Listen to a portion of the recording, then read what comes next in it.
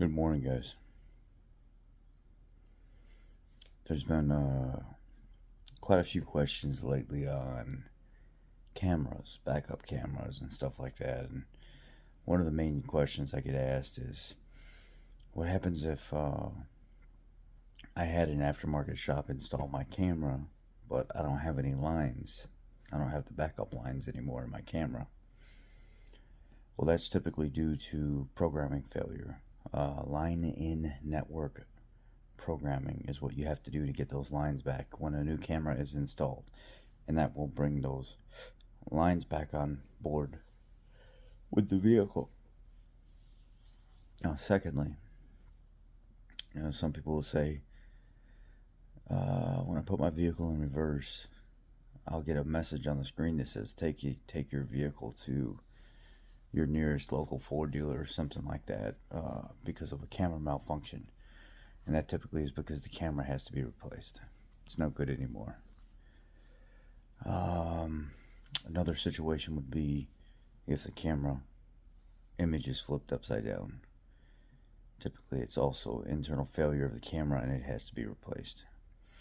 Now, you'll have specific models like Mustangs that have issues with the trunk harness rubbing in the trunk, and it will break wires going back to the camera.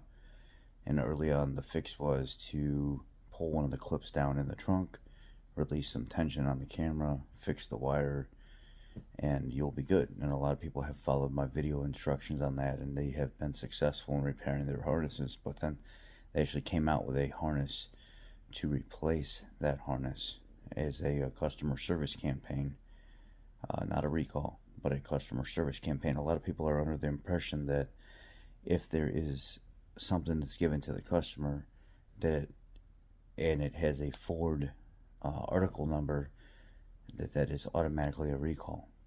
That's not true. Sometimes there are technical service bulletins put out for technicians to make us aware of things that are going on. That's not a recall. There are warranty extensions on things. That's not a recall. There are customer service campaigns. Those are not considered recalls. And a lot of times when you perform customer service campaigns, it'll say something to the extent of like the unintended tailgate opening. The customer should complain about the vehicle doing this first before performing this repair. So you're not even obligated to perform the repair on a customer's vehicle unless they actually specify XYZ. So there's some insight to that as well. A lot of people say, well, it looks real staticky.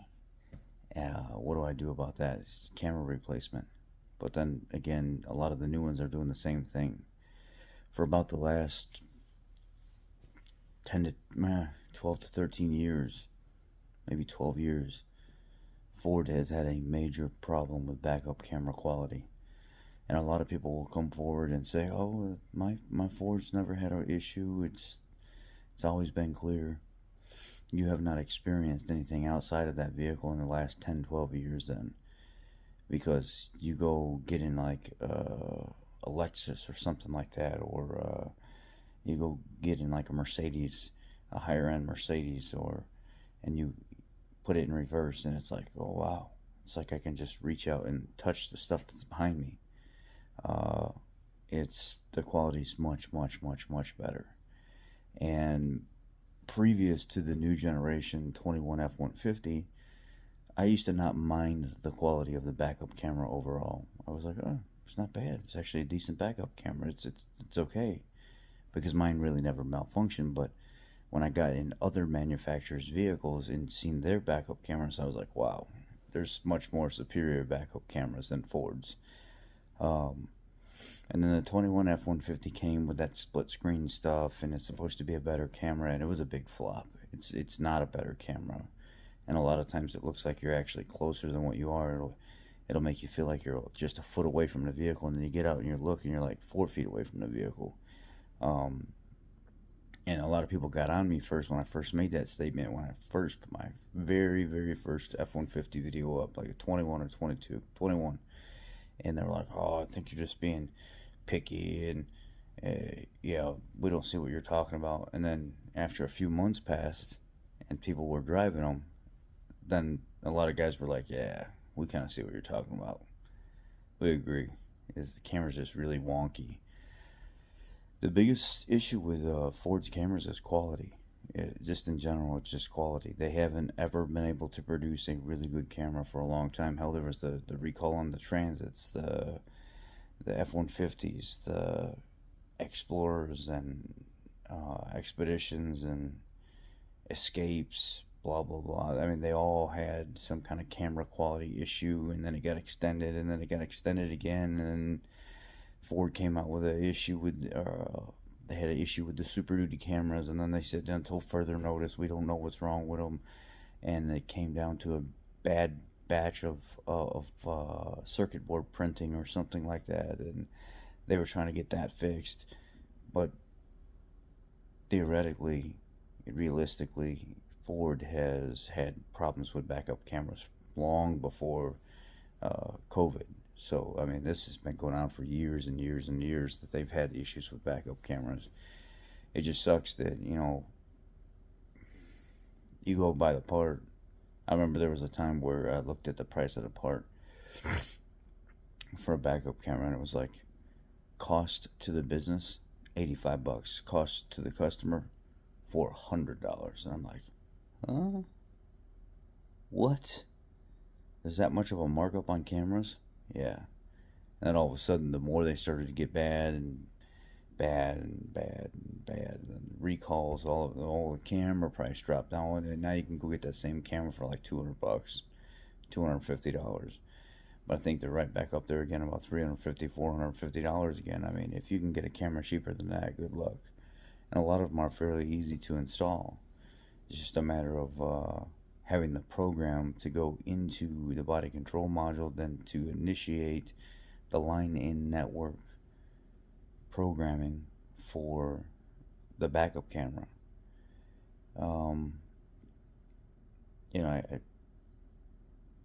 That's really all there is to it.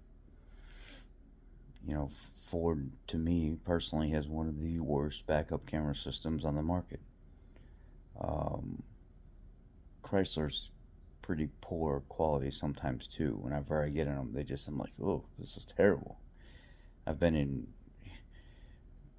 2000 model or something, old Jaguars or something like that, when you go to reverse, maybe not Jaguars, other European cars, when you go to reverse and you look and the camera quality's better. It's sad that it's that long and you're still dealing with those issues. But what's kind of ironic is European cars, high-end luxurious European cars, since the early 2000s, late 90s, have had advanced features in their cars, creature comforts, that we didn't start seeing in a lot of American cars until like the mid to late 2008, 2009, 2010. They already had it. They were already 10 years in advance or something before us. So it wouldn't surprise me that they're ahead of the game when it comes to that type of stuff. But I can tell you what, the German engineering on how stuff's put together and how long it lasts without leaking is shit garbage.